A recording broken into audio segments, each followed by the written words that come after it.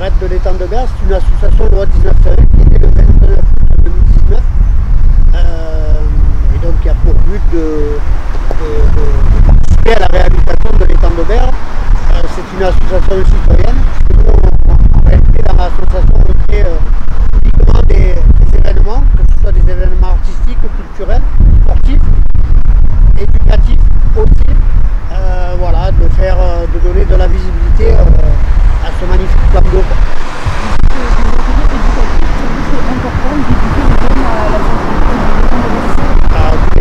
En tout cas pour nous, l'éducation c'est la pierre angulaire de notre projet. Voilà, donc ça passe par ça. Nous on intervient régulièrement dans les établissements scolaires pour apporter une information. Parce qu'aujourd'hui on assiste à la dégradation de notre patrimoine et on ne peut pas léguer l'étang de Berre à nos enfants dans cet état, quoi. C'est impossible. Donc du coup, c'est important aussi qu'on les informe de ce qui se passe ici autour de l'étang de Berre. Et est-ce que vous pouvez nous décrire justement ce qui se passe? Alors, devant moi, derrière vous, il y a la centrale hydroélectrique de Saint-Chamas qui déverse chaque année à peu près 1,5 milliard mètres cubes d'eau douce dans un étang salé, puisque l'étang de Berre c'est le plus grand étang salé d'Europe. Et donc voilà quoi, l'équation elle est simple, hein. On va pas faire les apprentis scientifiques, mais vous jetez la même quantité d'eau dans un étang, vous détruisez la faune et la flore, et de fait on détruit notre écosystème, quoi. C'est tout simple, quoi. Vous parlez de détruire la faune et la flore. Est-ce que ça se voit à l'œil nu? Qu'est-ce qu'on a pu voir dans l'étang de Berre ces dernières années? Si vous regardez l'étang de Berre, c'est magnifique. Ici, on est à Saint-Chamas. Pas très loin d'ici, il y a la petite Camargue. Donc c'est un endroit magnifique, quoi. Donc on ne voit pas ce qui se passe sous l'eau. Mais oui, on est en train de détruire petit à petit la faune et la flore. Et d'ailleurs, c'est pour ça qu'on a saisi la Commission européenne pour faire appliquer uniquement le droit. Voilà, il y a une décision de justice qui a été prise, il faut la respecter, quoi, pour sauver l'étang de Berre. Expliquez-nous cette décision de justice. Elle part d'où? Elle dit quoi? Alors, c'est une organisation de pêcheurs qui avait saisi la Cour européenne de justice et qui avait fait justement condamner EDF et l'État pour négligence par rapport à ces rejets d'eau douce dans l'étang. Et donc on leur avait donné un délai de 15 ans pour régler ce problème, quoi. Donc on arrive au terme de ce délai, c'est-à-dire en 2026, et on soupçonne une fois encore EDF de demander une énième dérogation. Donc c'est pas possible, quoi. Voilà, on n'acceptera pas ça, et donc du coup on demande aux citoyens du pourtour de l'étang de se lever, quoi, de s'indigner de cette décision, de continuer, de persévérer à détruire notre espace naturel, quoi. Et à petite échelle, pour les habitants du pourtour de l'étang de Berre, qu'est-ce que vous conseillez de faire justement? Alors nous, on le fait, on l'a dit, hein, notre association c'est avant tout un concept. On crée des événements, donc des événements qui servent à sensibiliser les riverains du pourtour de l'étang, et en même temps, ça sert aussi de mettre la pression sur les services de l'État. Ça nous permet de les alerter sur la situation, et donc du coup, ben voilà, on essaye d'organiser une mobilisation, ce qu'on appelle nous la mobilisation citoyenne, hein. On a eu affaire pendant plus de 40 ans à des experts qui venaient de Paris et de je ne sais d'où. Si eux, ils sont experts, moi, on va faire une petite boutade, quoi. Moi, je suis le pape Jean-Paul II, quoi. Donc, quand on essaye pendant 40 ans de sauver l'étang et que ça marche pas, il faut changer d'expert. C'est tout simple, quoi. Donc, nous, on a des solutions à apporter.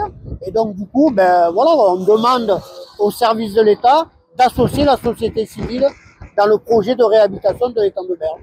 Et pourquoi, plus personnellement, pourquoi vous, ça vous tient à cœur de mener ce projet à bien?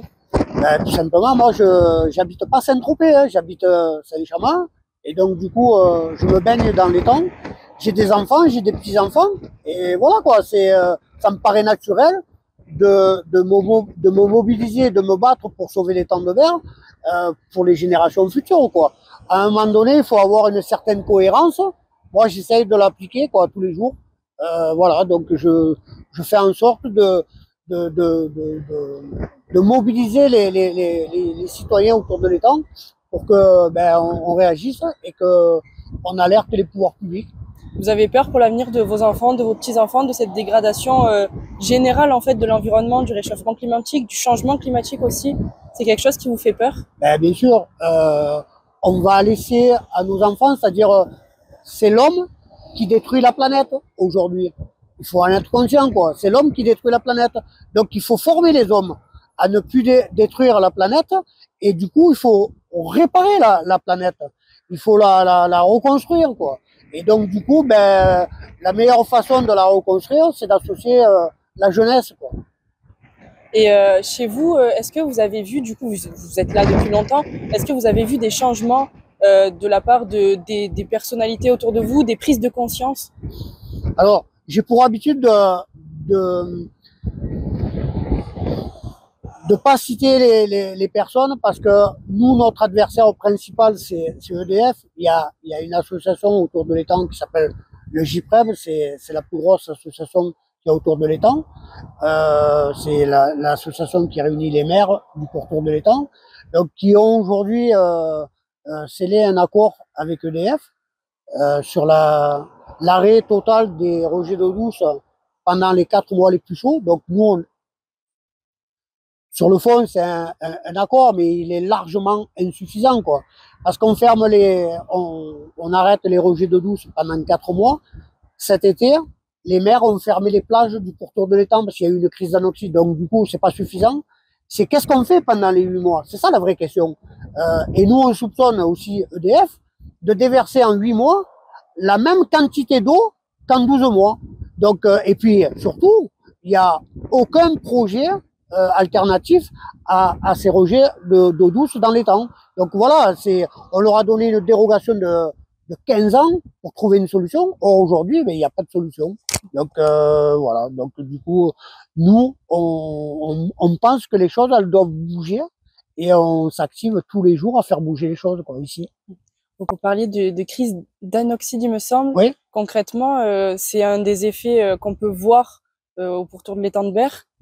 Cet été, il y a eu une crise d'anoxie, il y avait des algues en surface, parce que l'étang de berre était mal oxygéné, donc la flore meurt, et les poissons aussi meurent.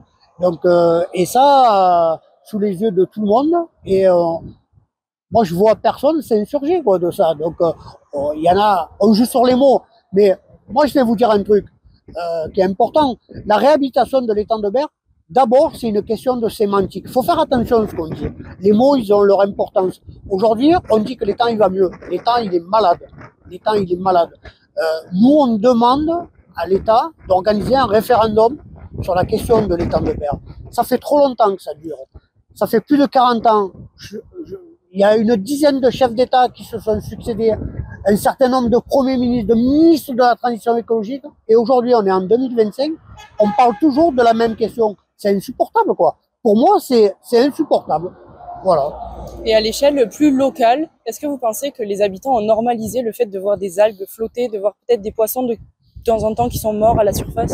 Alors, ils l'ont pas normalisé, mais en même temps, il y a un certain désarroi qui s'installe parce que les gens ils disent voilà, ça fait 40 ans et les choses ne vont pas bouger, quoi. Les choses, elles bougeront pas. Donc du coup, quand nous on mène une action, ils nous encouragent, mais pour autant, voilà, quoi, ils ont cette crainte parce qu'ils voient pas les choses évoluer dans le bon sens, quoi. Oui. Et chez vous, quel sentiment ça provoque de voir que rien ne bouge, justement? Est-ce que ça crée de la colère? Est-ce que ça crée de la tristesse, de la frustration? Je vais vous dire, moi, je suis quelqu'un d'assez positif. Je regarde les choses en face. Je pense que si je mène ce combat, c'est parce que je pense que les choses elles vont changer. Et du coup, il faut continuer ce combat. Parce que si on laisse tomber, on condamne l'étang de berre à sa perte. Ça finira comme un plan d'eau et qui servira uniquement aux Canadair pour venir se ravitailler, quoi. Mais nous, ça, on ne le veut pas. Et on continuera de se battre pour sauver l'étang de Berre, parce qu'on va sauver l'étang de Berre. Et quel message vous aimeriez faire passer à ceux qui n'y croient plus? Alors, ceux qui n'y croient plus, quel message on peut le faire passer? On a tous des enfants, on a tous des petits-enfants. Et ceux qui n'en ont pas, ils vont en avoir. Donc, il faut le faire pour eux, quoi. Voilà, c'est le message. On ne peut pas laisser la planète et l'étang de Berre se dégrader comme ça. On a tous une responsabilité. Aujourd'hui, on a une responsabilité collective, c'est d'arrêter ce massacre. Et donc, du coup, ben, nous, ce combat, on le mène au quotidien. Quoi que ça nous en coûte, parce que souvent, on reçoit des pressions, mais c'est pas grave, quoi. Nous, ce qui nous anime, c'est l'intérêt général. L'intérêt général, c'est de sauver l'étang de Berre. Et qu'est-ce que vous dites justement à vos enfants, à vos petits-enfants, pour leur faire comprendre au mieux les enjeux? Qu'est-ce qu'on leur dit? On leur dit que l'étang de Berre, c'est un patrimoine colossal, qu'il faut le préserver.